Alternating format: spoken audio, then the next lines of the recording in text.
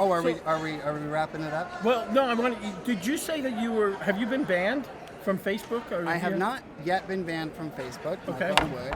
I have been Twitter? kicked off of Instagram 3 times. I'm still on Twitter, YouTube, Instagram.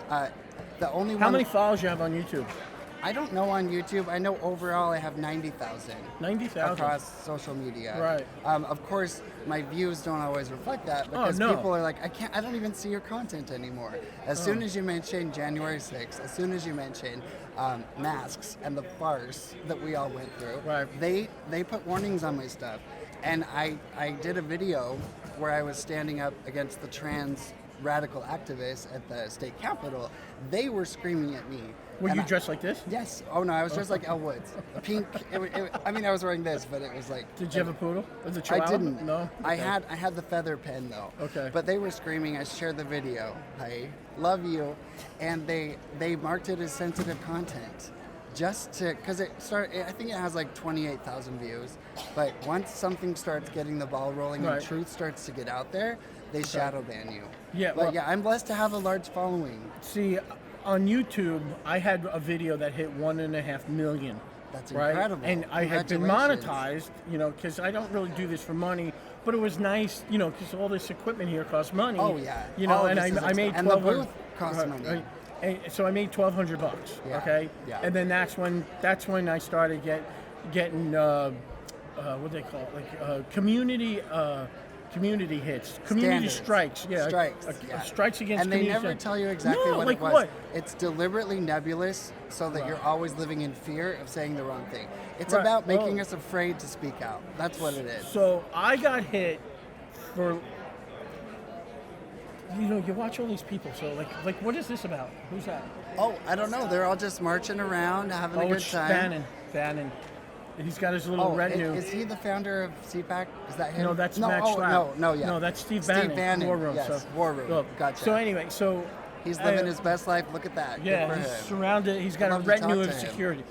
So last year, when people were coming out of the Trump speech, I was interviewing people saying, "Hey, what'd you think of Trump's speech?" And I just recently got community strikes for misinformation. Oh, exactly. They'll get you however they can because you have a powerful voice. Right. Because you're sharing the truth. Yeah. And so it's like, how if you're talking to somebody about their opinion of an event that you just went to, how is that misinformation? So I got 12,000 subscribers. Yeah. And I'll put a video up and I'll get 4 hits. Yep. 4. Oh, welcome to the club. Well, it happens. YouTube never took off for me. They were on to me from the beginning. So have you gone over to BitChute?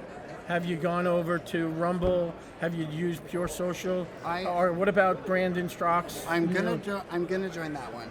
Walk away. I'm gonna live out as long as I can on the mainstream platforms. Right. Because your audience is so much bigger. Yeah. So I get between 2,000 and 20,000 views on average for a video. Right. Some lives get way more than that. Right. So I'm gonna just do all I can on the mainstream stuff. Because every time I join something like Parler or Telegram, it's very frustrating. Because you don't reach build. people. Exactly. Yeah. I mean, and it's an echo chamber.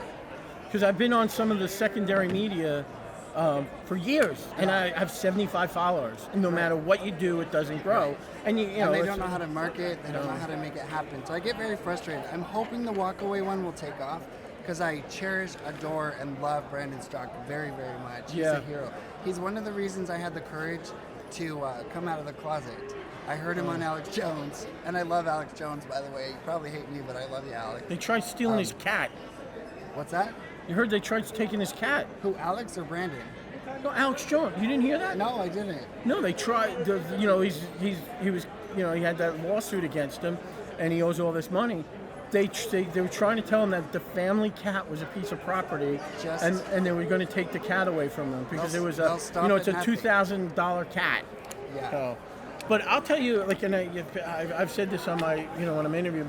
The reason why I got into one of the reasons was I had gone to the Republican National Convention in Cleveland in 2016, and I'm bringing this back to Alex Jones, and this was like right when Facebook Lives were becoming popular, And I mean, we were doing Facebook Lives for an hour at a time, just walking up and down the streets in Cleveland and talking to people, and people were just so excited, you know, because we were going to nominate Trump that year, and it was just so much fun. And we were in the plaza. It was a plaza a couple blocks away from where the arena was, where the convention was, and there were people standing there, like some guy was wearing a rubber boot on his head, like just crazy. Yeah. And I think, you know, people just being over the top, but it was so much fun. And like there were people I remember this. One guy was holding a sign that said, "I love water," and the guy standing next to him says, "I hate water." I was like, what's that? You know? And then the funny thing was, I was there and I watched Alex Jones get jumped and beat up in the plaza. Like all these people, yeah. Man, yeah. I have to be careful everywhere I go now. Yeah. It's happened to me more than once. When I testified to stop castration and vasectomies and drugging children, I had to be escorted to my car by the Utah State Capitol Police. Wow. They're unhinged. I don't want to hurt anybody. I don't want anybody to get fired from their job. I disagree with them. But that's the difference between us and the left, is they call us right-wing radicals, but we're not. We believe in free speech. I tell people, you know, I've got the people on the left who hate me, and then there's people on the right like Nick Fuentes who insult me. I would take a bullet to the head to defend anybody's free speech.